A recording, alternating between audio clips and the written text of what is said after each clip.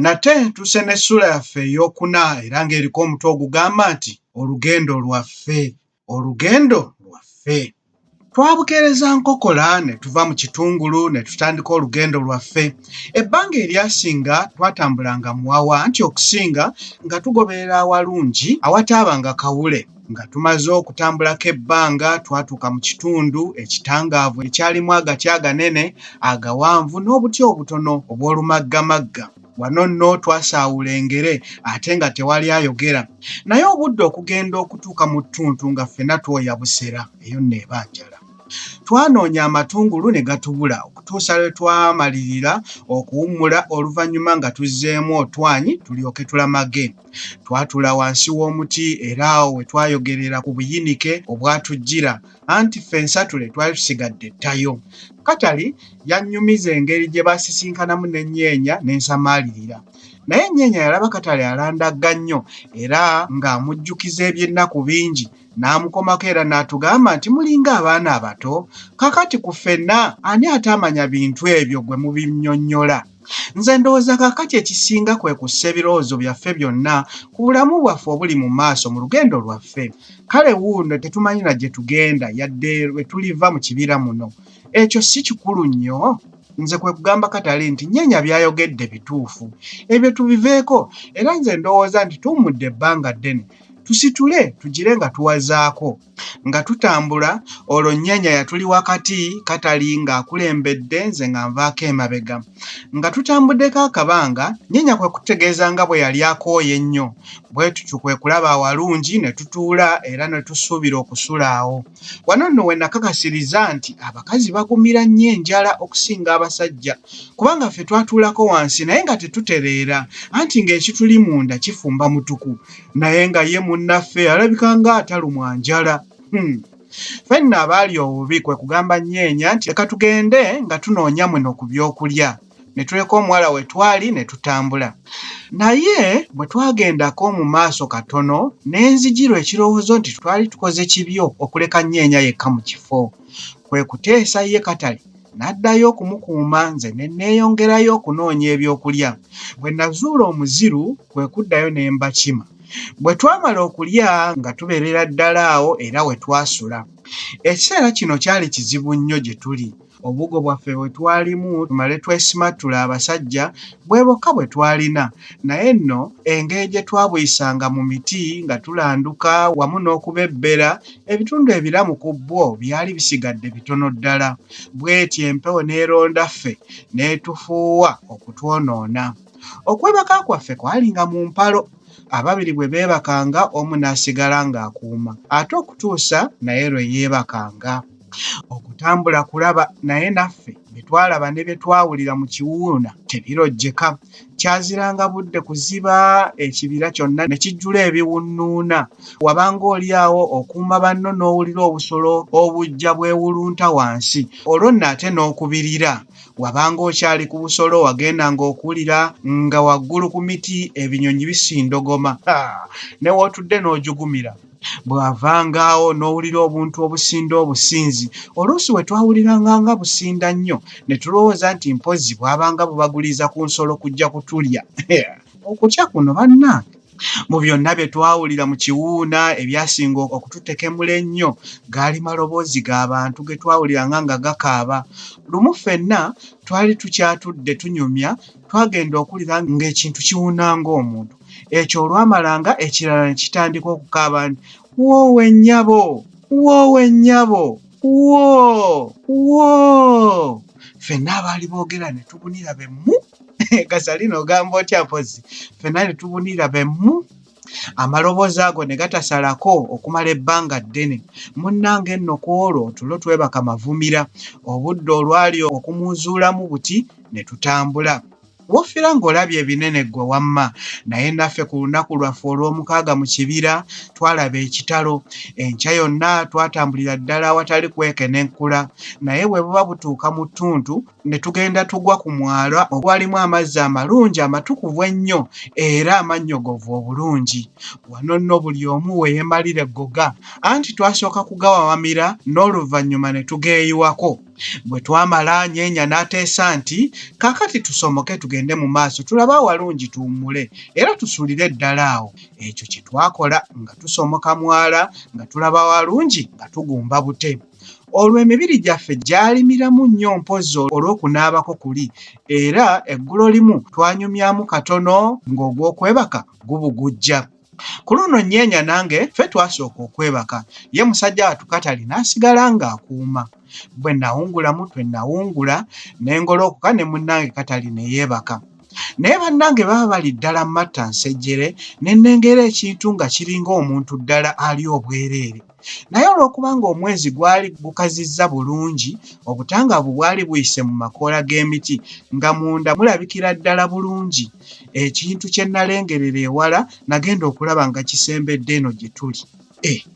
Ekintu kyali kinene nnyo era nga kitambulira ddala ng'omuntu. Amagulu gaali mampi nnyo naye ng'emikono miwanvu. Olubuto lwali luyitirivu obunene naye ng'akatwe katono nnyo nga bw'olaba akannamunswa. Maama, kyali kisolo kyekyo.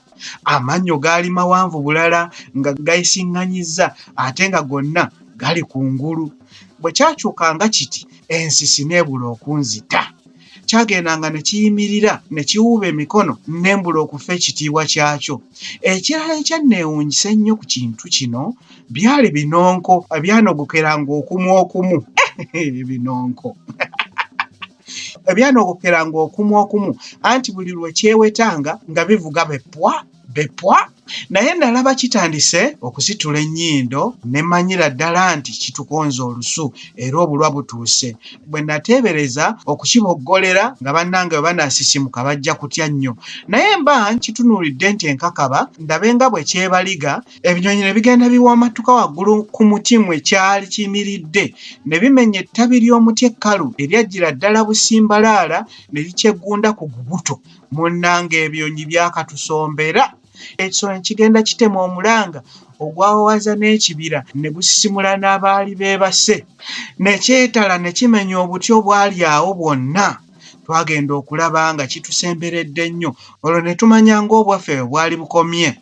Naye Nnyenya bwe yalaba kijjira ddala bukula gye twali n'ayoola omusaaniiko n'agukiyiwa mu maaso anti ne kyetala.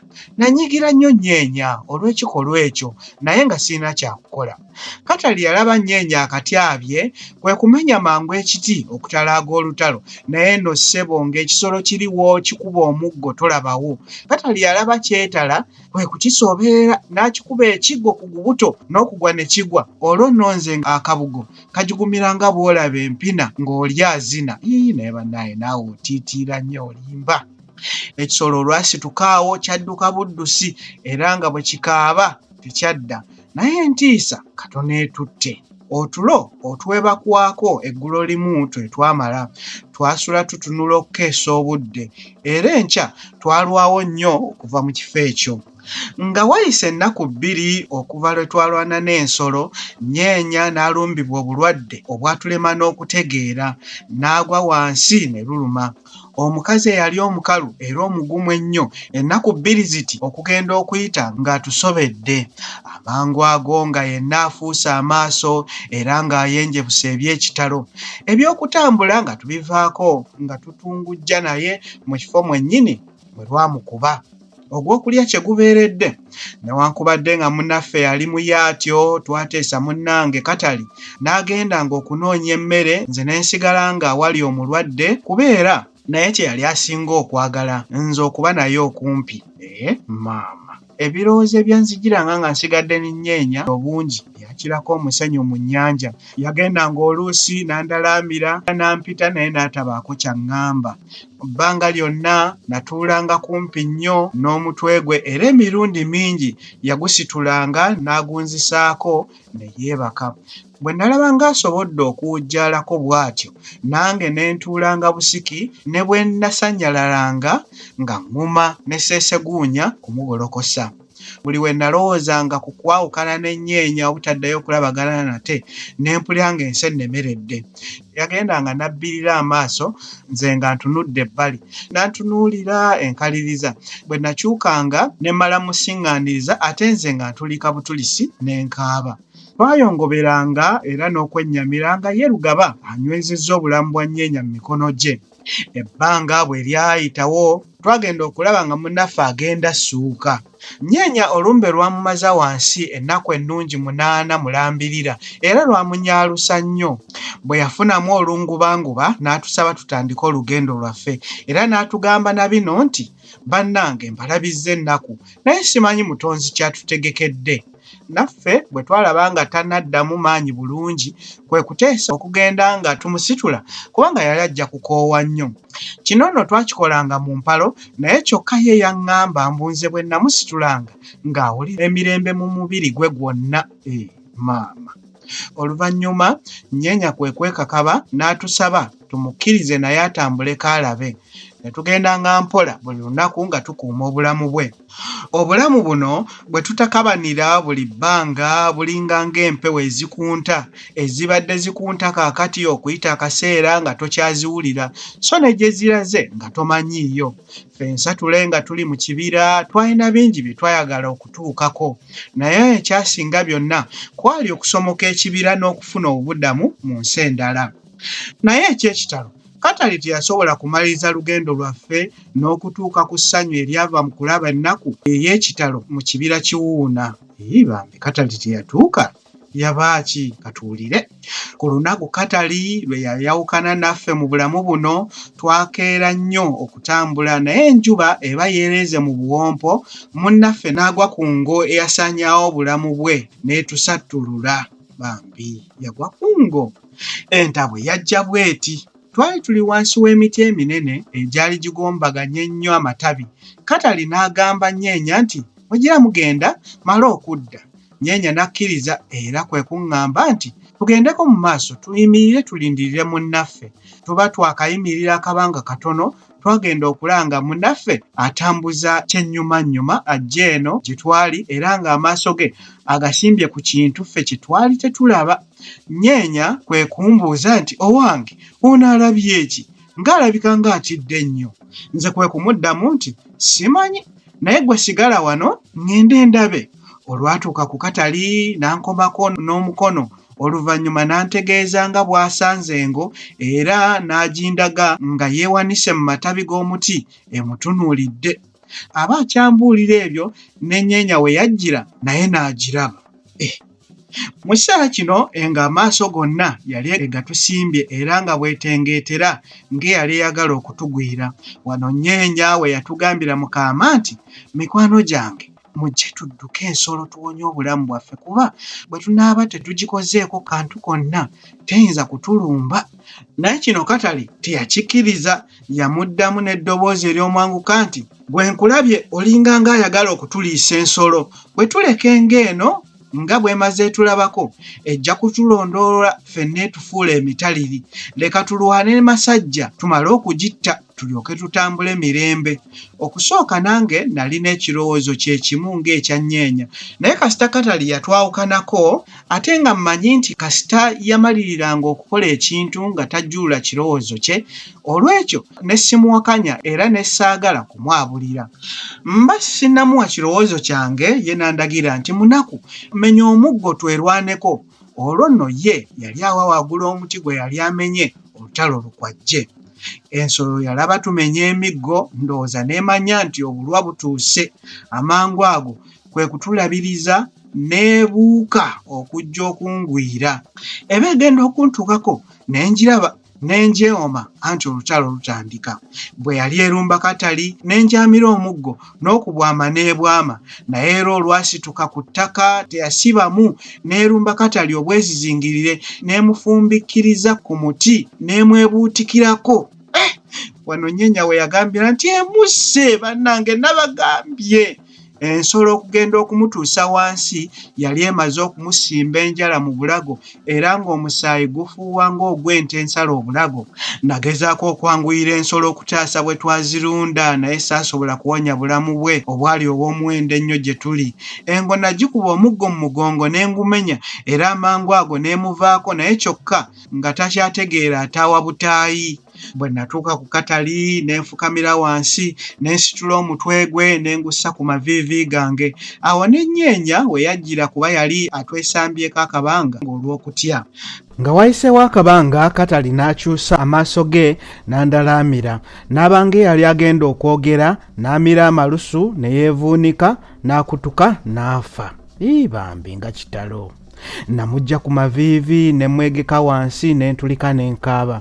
Ne Nnyenya eyali yatandise dda okukaabirira muli empola mpola ng'omuntu tannafa yalaba ntulise naye nassooko naye ate ye yayitiriza okutuusa lwe naguma n'ensirika era naye ne musaba asirike kubanga twali mu kiseera kibi era ekizibu ennyo.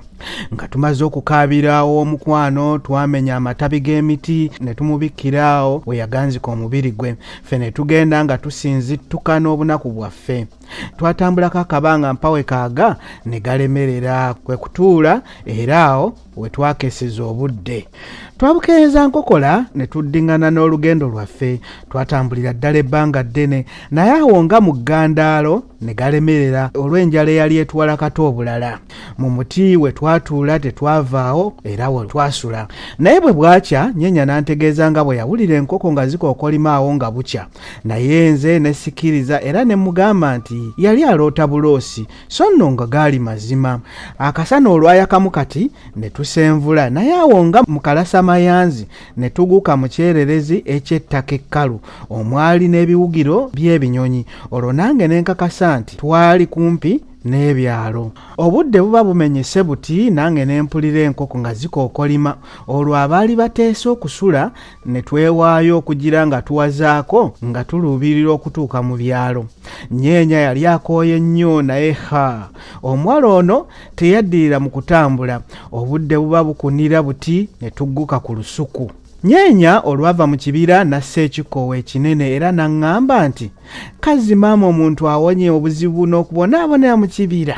Nange kwe kumuddamu nga n'okuweevuuma mpeevuuma olw'essanyu nti Nnyenya nsanyuse nnyo okulaba nga tuvudde mu kibira naye ekisinga obukulu bwe bulamu bwo obw'omuwendo butyo gye ndi okutuuka ettale nga bukyakuumibwa bulungi. Wano Nnyenya we yankwatira ku mukono n'aguwuubawuubwa n'oluvannyuma n'andalaamira n'alwawo ng'akyantunuulidde okutuusa lwe yaŋŋamba nti Munaku olowooza ndikola ki okusasula eby'omuwendo byonna by'onkoledde nze Nnyenya atalina nnyo mugaso ku nsi.